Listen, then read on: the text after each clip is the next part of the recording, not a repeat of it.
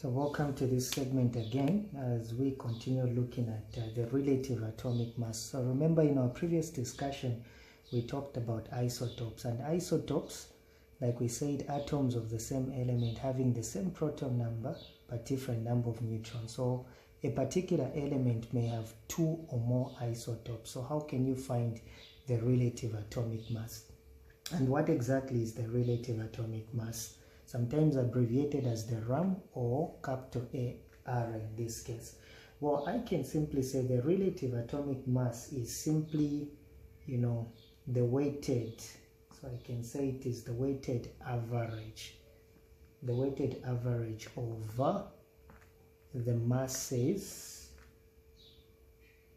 of an element's isotopes. That's what I can say. So it's the weighted average of the masses of an element's isotope. No wonder sometimes you are going to find that it may not give you a whole number because it is just a weighted average of the masses of an element's isotope, whether they are 2 or 3, as you are going to see in this case. But of course, they may compare it with, what we are calling, as pure, that may be carbon. Yeah. Of course, they may compare it with 1/12 the mass of pure carbon-12.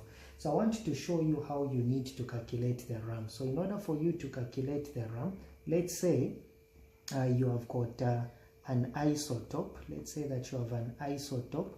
It has got, X1. There are 2 isotopes, and you have got X2. And you know the percentage abundance of each of these isotopes.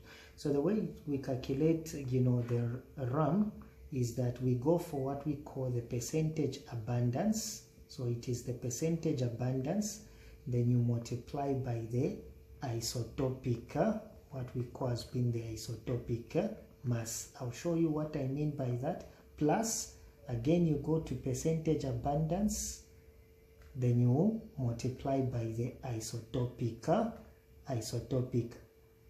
mass. For example, if you have got the first isotope is X1, meaning the percentage abundance of X1, the percentage abundance times the isotopic mass of X1. Then you go to this one, the percentage abundance multiplied by the isotopic mass of the second isotope. Well, it seems not to make sense, but of course, let me show you what I mean in this case.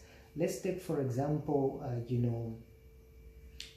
consider maybe, 2 isotopes, chlorine. Let's consider maybe isotopes of chlorine. I can simply say that, let me call this as example number 1. I can simply say that the element chlorine exists as 2 isotopes. So there are 2 isotopes in this case. So there's chlorine 35, and the abundance of chlorine 35 in nature is 75%. That's the percentage abundance. And we also have chlorine 37, but the abundance of chlorine 37 in nature is 25%. Then they tell us maybe to say, calculate, the RAM. So calculate the RAM of chlorine. So they want us to calculate the RAM of chlorine. But this is not complicated. It is very simple in this case. So what you can simply do to find what we are calling as being the RAM, you simply get, remember there are 2 isotopes. So you get, the first chlorine 35. What's the percentage abundance? It is 75%. Now 75% means 75 over 100 times the isotopic mass. What is the mass of this isotope? It is simply 35. That's what we mean when we say percentage abundance times the isotopic mass. So the percentage is 75%, which is written as 75 over 100 times 35, because that is chlorine 35, so you multiply by 35. That's what we call isotopic mass. Plus, you go to the other isotope. What's the abundance? It is 25%, so it is 25 over 100 multiplied by the isotopic mass, which is 37. So I'll show you what you need to do. Don't worry, I'll show you two methods that you can use. If you want, what you can do, you can work out that on your calculator. I'll say 75 divided by 100. That will give you, in this case, 0.75 multiplied by 35 plus, again there it will give us 0.25 multiplied by 37. So 0.75 times 35, that is going to give me 26. That will give me 26.25 plus, if I go 0.25 times 37, that is going to give me 9.25. Then what do? You simply add in this case. So you add your 26.25. So we can say, 26.25 plus 9.25. So that's what we do. And this is going to give us 35.5. And if you go on the periodic table, you are going to find that the relative atomic mass of chlorine is simply 35.5. And they are going to ask in your exam, why is it not a whole number?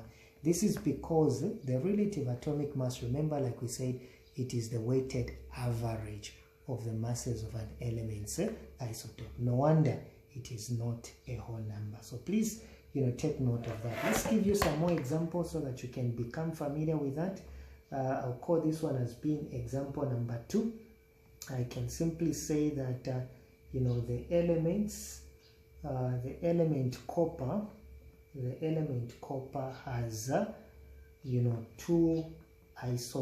it has got two isotopes. So it has copper is Cu, copper 63, the percentage is simply, 69%.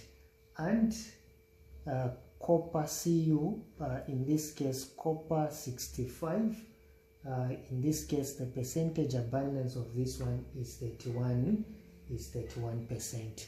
Then the question says that calculate, the RAM. So calculate the RAM of copper. So we want to calculate the RAM of copper. So how do we go about that? Calculating the RAM of copper. Again, it is very simple. You don't need to struggle.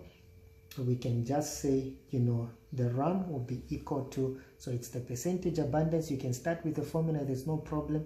So it will be 69 over 100 multiplied by 63, close bracket. That's for the first isotope. The second one, the percentage is 31%, so it is 31 over 100 multiplied by 65. But I want to tell you, this is the same as you saying 69 multiplied by just 63.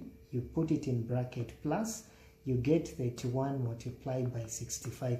Because the common denominator both is 100, you can divide it by what?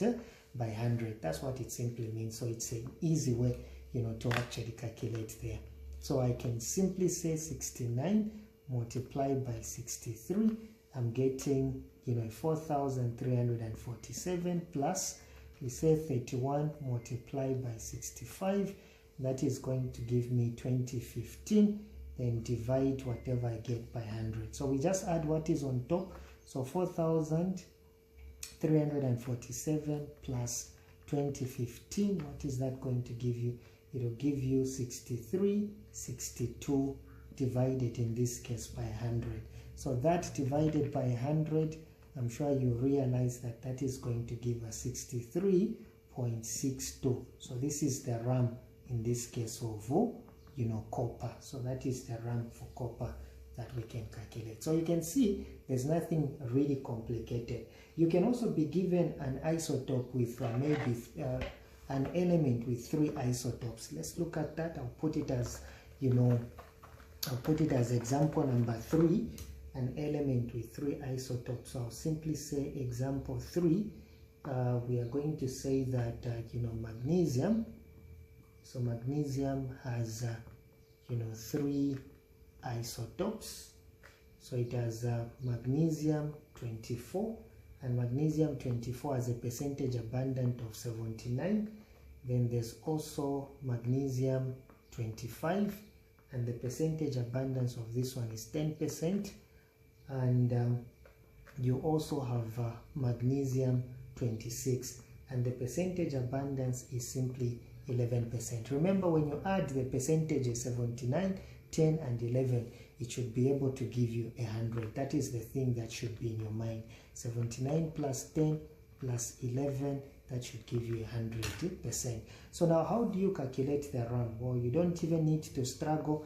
Just get, if you want, in this case, just say 79 times the isotopic mass, which is 24, and close it in bracket, plus you go to this one, you say 10 multiplied by 25, put it in bracket, plus in this case it will be 11 multiplied by 26, put it in bracket, then everything divided by 100, because all of them, the common denominator is 100. That's what I mean by that. So 79 multiplied by 24, that will give me 1896, plus this times that will give us a 250, plus, let's go to the last one, 11 multiplied by 26, that is going to give me a 286.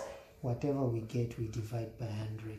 So we can add what we have in there, 1896 plus 250 plus 286. What is that giving me? It is giving me 2432 divided by 100. When you divide by 100, in this case, the RAM will give you 24.32. So basically, this is the way you can get it. Let me give you some practice questions that in your own free time you can actually also get to do. But otherwise, this is the way you can go about calculating. Let me give you practice questions that in your own free time you can actually get to practice and see if you really understand. I'll say number one, boron exists as two isotopes. So boron exists as two isotopes. So there's boron 10 in this case, which is 20%, and there's also boron 11, which is 80%. Then calculate the RAM of boron, so you can work out that one. Number two, maybe I can simply tell you to say maybe let me try to see if I can actually just give you a particular one. Let me see if I can actually get to give you. Okay, so I can also maybe tell you a sample of neon contains. So a sample of neon contains, in this case, neon 20, it has got 90.5%. You also have neon 21, it has got a percentage of 0.3%, and neon 22, which has a percentage of 9.2%. And we tell you to say calculate the RAM, calculate the RAM of neon. Right, so you can see it is not something that is actually complicated. I'm sure you are able to work them out. Thank you so much for watching my videos. Watch out for some more practice questions as I show you how to go about it.